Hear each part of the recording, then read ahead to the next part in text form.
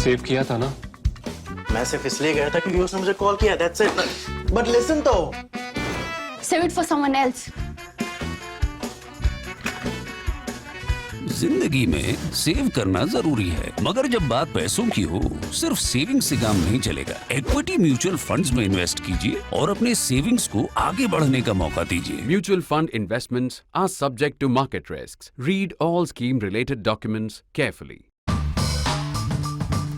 For the past 48 hours or so, you've been hearing, watching, reading endless talk about the four key states. The four key states which went to the polls, that is Madhya Pradesh, Rajasthan, Chhattisgarh and Telangana. Now, of course, those are important states. They sent 82 MPs to Lok Sabha, National Parliament. Why should we then bother about the one that got left out, which sends only one MP to Lok Sabha, that is Mizoram. But if you track the print closely, if you've done so for any period of time, you will know that we take the Northeast very seriously at the print. So Mizoram, very important state for India. Every state of India is as important as any other. And this in particular is a state on the peripheries. It's a border state. Look at the map of India and look at where Mizoram is positioned. It's the southernmost state of the northeastern region. And see how much of the border does it share with, on two sides, with Bangladesh and Myanmar. These are very sensitive borders. These are sensitive not just for immigration and security, but these are also sensitive because a lot of India's Look East policy, connectivity going into the east, river water transport, etc. are dependent on Mizoram. Also, it shares its borders with three key northeastern states. That is Tripura, Manipur and Assam. In fact, the way to go into Mizoram from the mainland, from the plains, is via Silchar, which is a district in Assam as well, in the Kachar region of Assam. Now, Mizoram went to the polls and delivered a big surprise. Once again, like the surprise, say, in Chhattisgarh, or the surprise, the size of the swing in Madhya Pradesh, the surprise in Mizoram was that the established party, Mizo National Front, which for the longest time was the party of the Mizo underground, was very popular, has ruled Mizoram in several terms, for several terms since the peace accord in 1986, which brought it overground. That party got defeated quite badly and a new regional force has emerged. This new regional force is Zoram People's Movement, ZPM. ZPM led by its charismatic leader, not that young, at 74, but younger than the incumbent, than the outgoing incumbent. That was Zoram Thanga, who was going to be almost 80. Now, Lalduhoma is the new chief minister to be. He's got elected. It's a party that he founded, or in fact, he founded another party, which he merged into this one. And this party ZPM is what he leads now, and that is what has got a majority. He is now going to be the new chief minister. Now, many important indicators have emerged from this small state, from the election in this small state. First of all, we can say that this is the end of the underground era. The end of the underground action was over in 1986 with the Mizoram Peace Accord. But since then, people who had been leaders in the underground, either those who had come overground earlier, like Mr. Laldenga, the former chief minister, the Congress leader, or then Zoram Thanga, who came overground later with the main peace accord in 1986. It was mainly people of the former Mizo underground who had been ruling the state as chief ministers. So Laldenga was there when the Mizo peace accord was signed. Laldenga was the foreign secretary, or like the foreign minister in the MNF 1966 onwards. He was only born, I think, in 1944 or thereabouts. So a young foreign secretary. But he was arrested in 1966-67. He was in jail, and that's when intelligence people got in touch with him and persuaded him to come overground and join the mainstream. He was the chief minister when the peace accord was signed. In fact, even before him, the chief minister from 1978 onwards was Brigadier T.N. Silo, who was obviously not from the underground, because he was a genuine brigadier of Indian Army. In fact, he had seen action in the Walong sector in the 1962 war, where Indian Army fought quite valiantly. That was the eastern part of what is now Arunachal Pradesh, used to be Nefa then. So Brigadier Silo became Chief Minister. He also had a strong MNF connection because his son, Lalsangliana, at that point was a key figure, a key young figure in Laldenga's group in the underground. He came overground much later. So there was always an MNF connection. Now, after this entire era of 45 years plus, you have a situation where the leader is somebody who's never been in MNF, who's never been underground, whose family has never had a direct MNF connection, or let me say whose immediate family has not had an MNF connection. That said, it's not as if MNF in some ways, or the Mizo underground movement or insurgency in some ways, has not played a role in shaping his career. So he is a former cop. He is a 1977 batch IPS officer. In 1972, he started working as secretary, like a special assistant, to a gentleman called Mr. Chalchunga. Mr. Chalchunga used to be the chief executive member of the Mizoram District Council. That is before the district became a union territory in 1972. As it became a union territory in 1972, Mr. Chalchunga became its first chief minister. His own party or his group, which was Mizo Union, now merged with the Congress, so it became part of the Congress. His special assistant was a young man called Lalduhoma. Lalduhoma, he was not a graduate yet. He apparently kept studying in a night college and in evening college, self-financed his studies, graduated, and finally got selected in the IPS, in the Union Territory cadre, obviously because he served in Goa, and made quite a name for himself for his action against drug pushers and the hippie groups as well. Now from there, because media hailed him, he was noticed, he was seen as a young cop hero. This was much before the Singham era, and he was brought into Delhi. He was lionized and given key positions. In fact, in 1982, he was also a key figure in the Asian Games Organizing Committee with Rajiv Gandhi. By 1984, he was heading the security detail for Mrs. Gandhi, for Indira Gandhi. It was around that time that Indira Gandhi always with her eye for talent, right? She thought that Lalduhoma had political talent but also utility in the national interest. He was a Mizo, so she persuaded him to give up the IPS, to resign from the IPS, join the Congress party. He became president of the Congress party in Mizoram on 31st May 1984, and his KRA was only one. His KRA for now was to reach out to Laldenga, who was now in exile in London, and to persuade him to come over and to sign a peace accord with Government of India. Laldenga by this time had been in a lot of trouble. He had been asking for peace for quite some time. In fact, in mid-1975, he had written a letter to Mrs. Gandhi in August, 28th August 1975. He also subsequently wrote letters to Morarji Desai, who became Prime Minister after Mrs. Gandhi was defeated in the 1977 election, and also to Chaudhry Charan Singh, who used to be Home Minister of India, because he wanted peace. But you know what happened? In 1975, while in August 1975, Laldenga wanted peace and a settlement within the parameters of the Constitution of India. It was in the same year, in January, in fact on January 13, 1975, that MNF people, a group of MNF assassins, they broke into the office of the Inspector General of Police. Then the IGP used to be the boss of the police there. IGP then was Mr. G.S. Arya. So the IG, Mr. Arya, along with his DIG and Special Branch SP, that is K. Panch Pagesan and L.B. Seva, they were holding a meeting. These assassins came in and they killed everybody. So this was the massacre of the entire top brass. So think about it. This happened in 1975, and what a big sensation it would have made. In any case, this in a way, because this involved the state's police chief, this was even bigger in its dimensions than the unfortunate killing of those senior officers of Mumbai police in the early hours of the 26/11 attacks in Mumbai.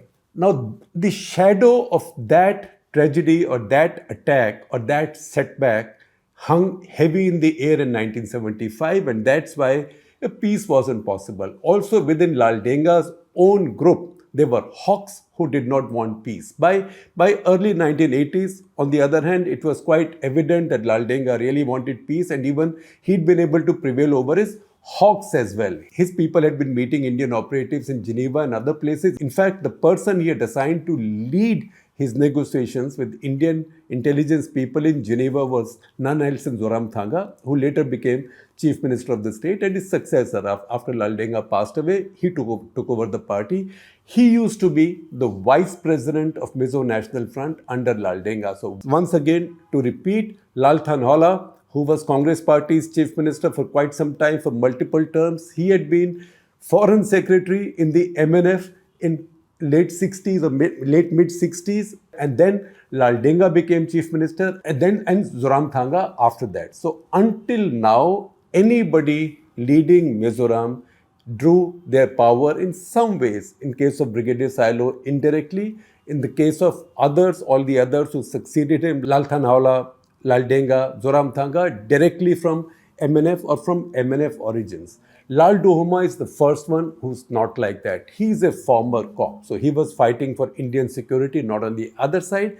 And then after Mrs. Gandhi persuaded him to resign and he joined politics, he started reaching out to Laldenga and moving his state and India towards peace. In fact, the story is that on 31st October 1984, Laldenga, who had been brought back to India with the efforts of Lalduhoma, he was to meet Mrs. Indira Gandhi, and that is precisely the day she got assassinated. So the peace process got pushed back a little bit. That is something that Lalduhoma has said to Saurabh Roy Burman, my colleague, whose story I have shared with you.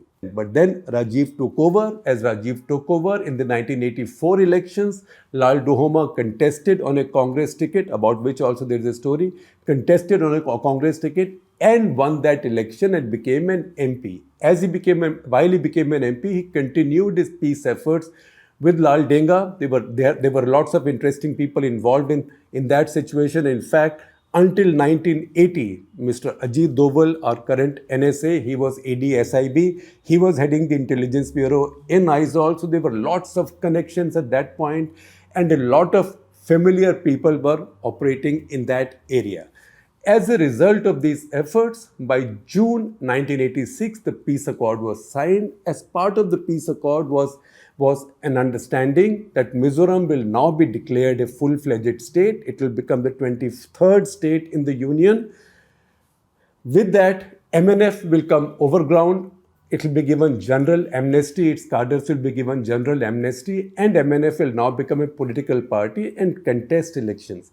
And until that election was to take place, there was to be an interim administration headed by Mr. Laldenga. Under that interim administration, Laldenga, who was the incumbent Chief Minister of the Congress Party, he was to then become Deputy Chief Minister. So obviously, he did not like that idea and he kept on resisting this. So as he resisted this, mass protests broke out in Mizoram because people wanted peace. It was in that period that Lalduhoma got estranged with his party and he started going some distance away. In the course of time, he broke away from his party because he did so in protest. He did so in protest by saying that my party's leaders are delaying the peace process. They are not keeping their commitments. And also because he had been part of the peace process, he broke away. Because he broke away, he became that unusual politician in India who got disqualified under anti-defection law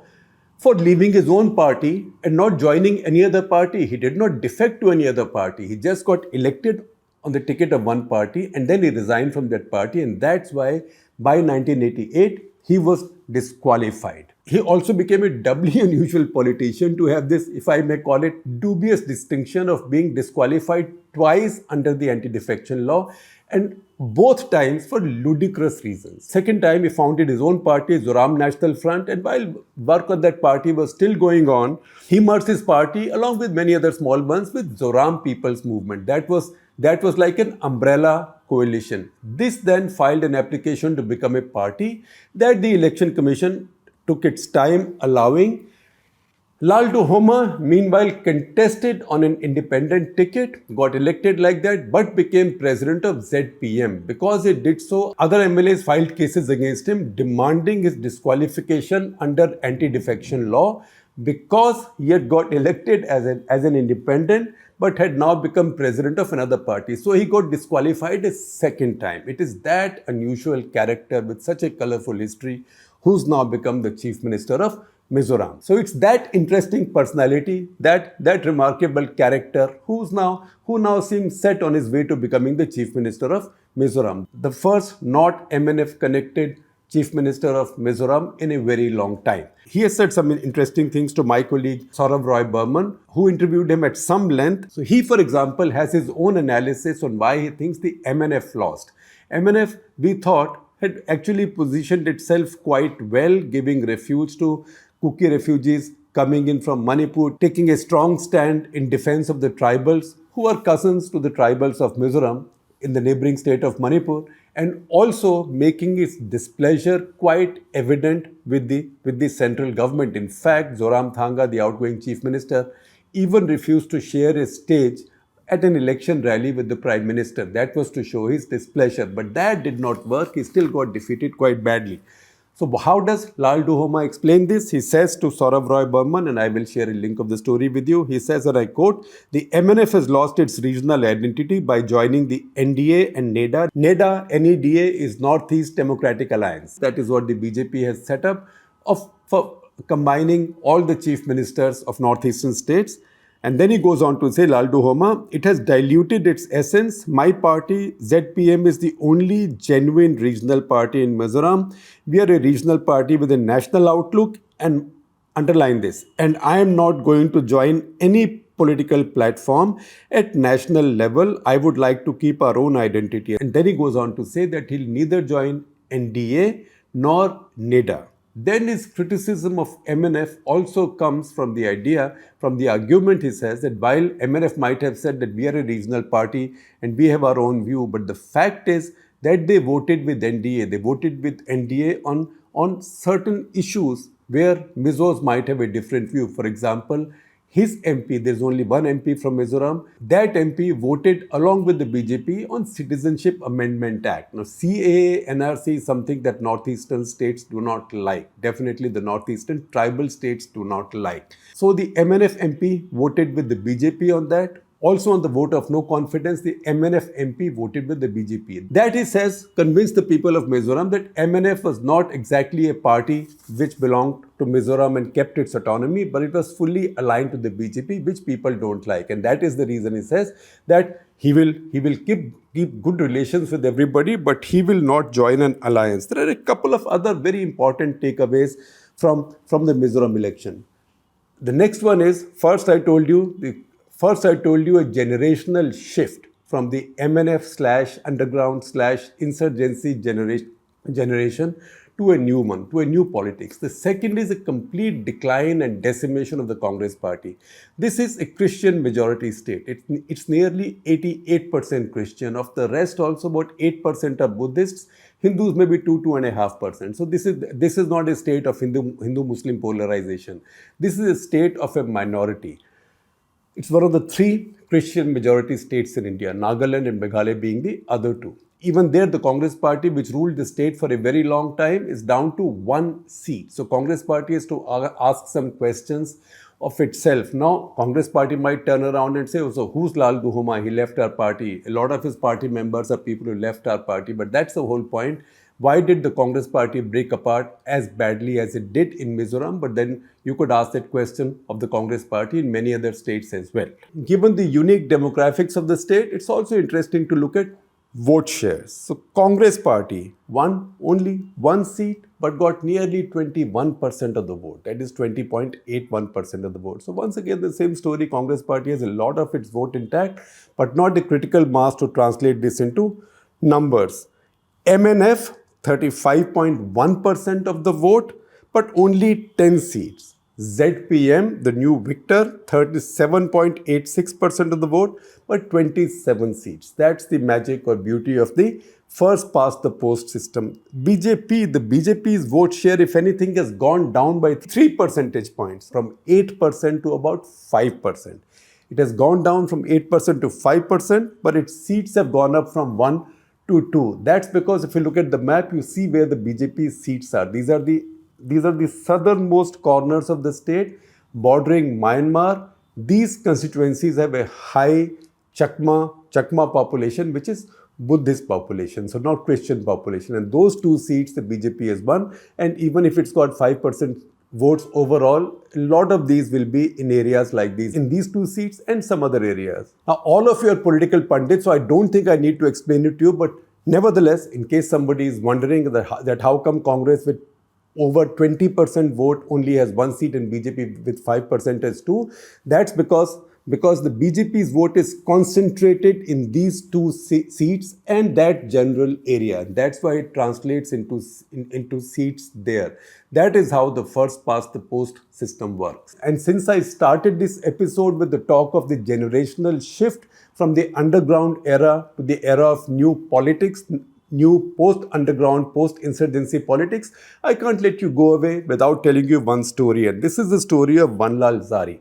Vanlalzari was 23, a woman, 23 and a secretary. She worked as a secretary in the IGP's office when that insurgent raid took place and that massacre took place. She was charged with complicity with the assassins. She was given a long jail sentence. Later, she came overground, joined the mainstream as part of the General Amnesty and Peace Accord. Now, I will share with you a story that I wrote for India Today then and see the passage where we quote her from that story. We'll enlarge it for you on your screens. I must have told you the story earlier also, but it's one of those stories I really cherish. In that conversation, she said, because I asked her that, look, you were fighting for sovereignty, independence. What happened? You are now joining the Indian mainstream. In fact, she was working in an office which had a board saying emissaries of peace. And she at that point was making posters for the MNF for the elections. And she said, and this is a direct quote from her from that story, "It is true that we fought for sovereignty, but sovereignty by itself does not mean freedom. Poland is sovereign, but is it free?" Now in 1986, you had to be a very evolved mind to be able to say that, because Cold War had not yet ended. In Poland, there were some stirrings with the solidarity movement under Lech Wałęsa, but for somebody who had just come out of jail in Mizoram to know this and to lecture me on this showed a very highly evolved mind. So she came overground. In 1999. She was restored in her job in the police. In 2013, she retired as a deputy superintendent of police. When she was in jail, she wrote a diary called Zari Diary. It was written in Mizo language.